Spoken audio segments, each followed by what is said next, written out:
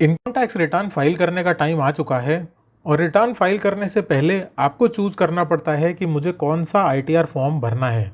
और काफ़ी सारे लोगों के लिए, स्पेशली जो बिगिनर्स हैं, जो फर्स्ट टाइम अपना रिटर्न फाइल करना चाहते हैं, उनके लिए एक बहुत ही टिपिकल प्रॉब्लम हो जाती है चूज़ करना कि मेरे ऊपर आईटीआर 1 एप्लीकेबल होगा कि आईटीआर 2 एप्लीकेबल होगा कि आईटीआर 3 एप्लीकेबल होगा, कौन सी सर्कमस्टांसिस में कौन सा आईटीआर मेरे लिए एलिजिबल है, कौन सा मेरे लिए इनएलिजिबल है।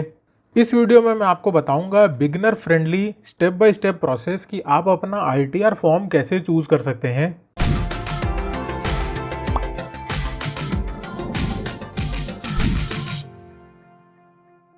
हाय, मेरा नाम है Gurpreet Singh Bhalla, husband of a wonder woman and a proud father of a super naughty girl. I am a chartered accountant, a certified indirect taxes and GST expert turned YouTuber having experience of more than 10 years.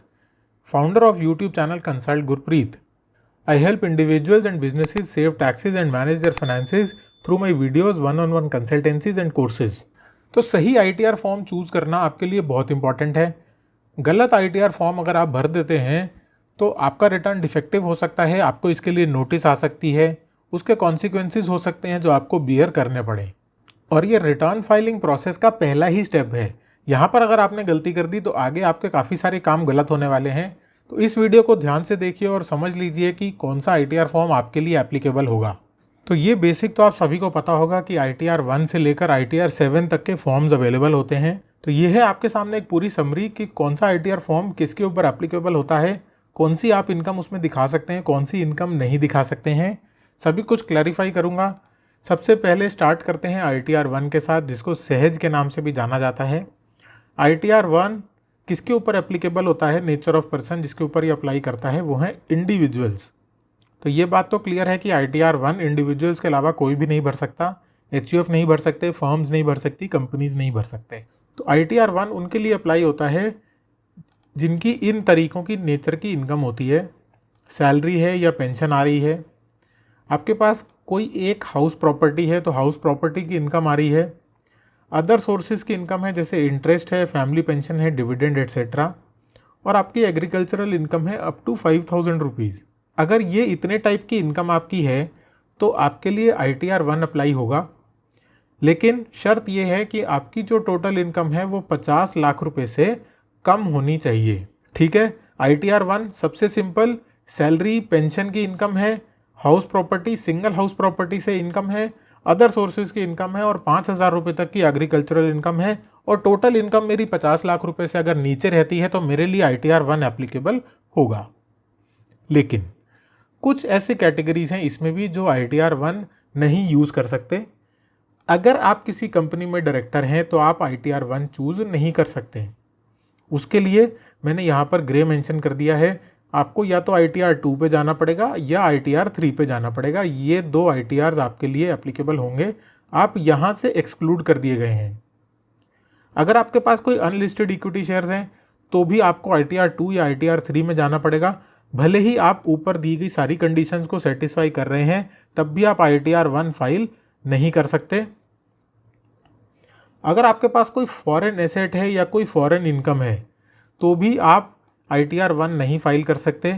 उस case में भी आपको ITR 2 या ITR 3 में ही जाना पड़ेगा। उसके अलावा ये दो नई कंडीशंस हैं जो इसी साल से ऐड हुई हैं। असेसमेंट ईयर 21-22 से ये कंडीशंस ऐड हुई हैं कि अगर आपका कोई टीडीएस डिडक्ट हुआ है सेक्शन 194N में तो भी आप आईटीआर 1 नहीं फाइल कर सकते।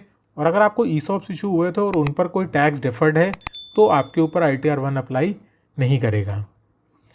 अब आ जाते हैं आईटीआर 2 पे। आईटीआर 2 में किसके लिए एप्लीकेबल है? Individuals and HUF. तो यहाँ पर एचयूएफ कैटेगरी ऐड हो गई, Hindu undivided family. Basic conditions वही हैं, सैलरी इनकम पेंशन इनकम अगर है तो आप आईटीआर 2 में दिखा सकते हैं। एक से ज़्यादा अगर हाउस प्रॉपर्टी है तो भी आप आईटीआर 2 में दिखा सकते हैं। अदर सोर्सेज की income as it is ITR 1 जैसी है वो आप सब में दिखा सकते हैं।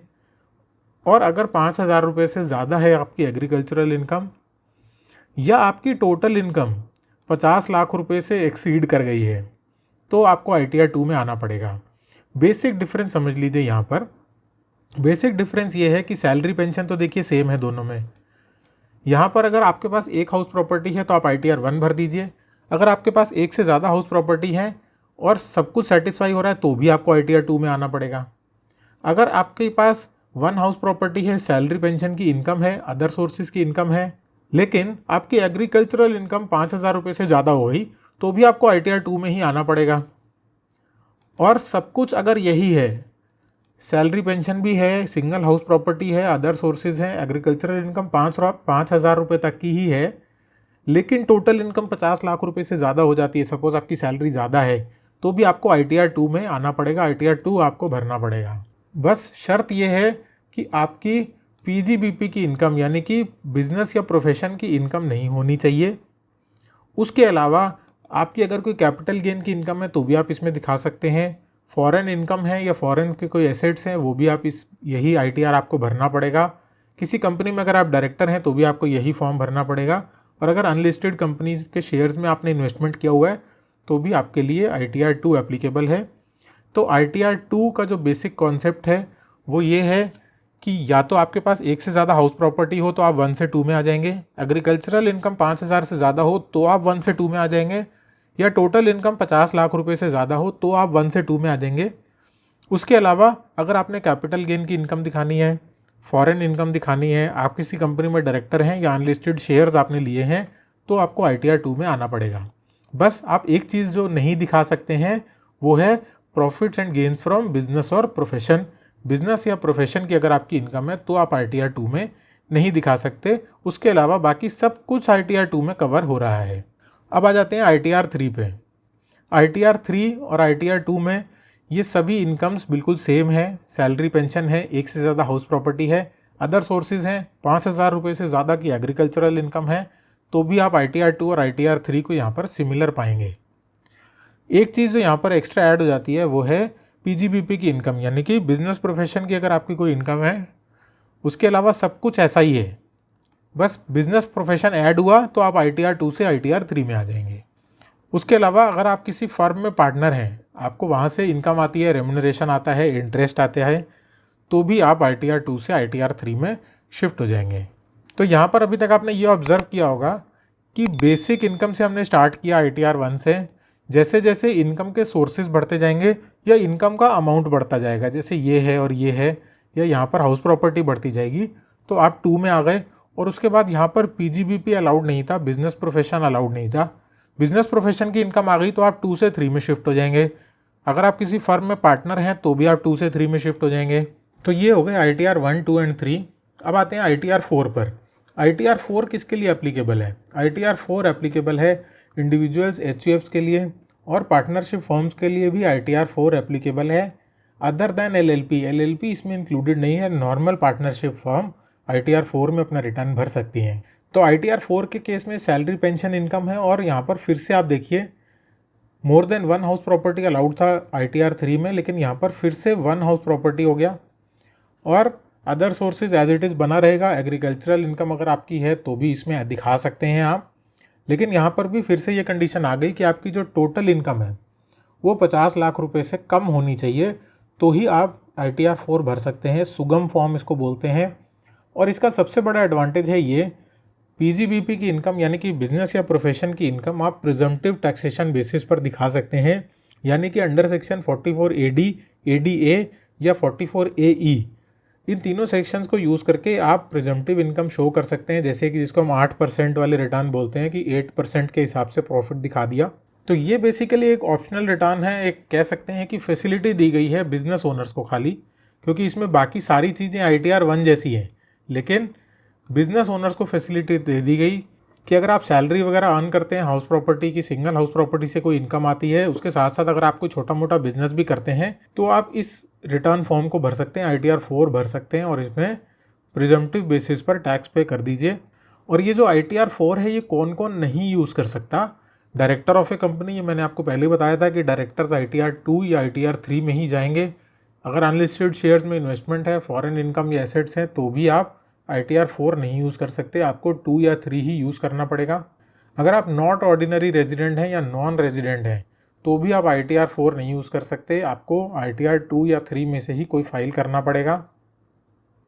और अगर आपके कोई ब्रॉड फॉरवर्ड लॉसेज हैं, कैरी फॉरवर्ड लॉसेज हैं किसी भी इनकम हेड में, चाहे वो PGBP के हों, चाहे वो कैपिटल गेंस के हों, तो भी आपको ITR 2 या 3 ही फाइल करना पड़ेगा, आप ITR 4 नहीं फाइल कर सकते हैं।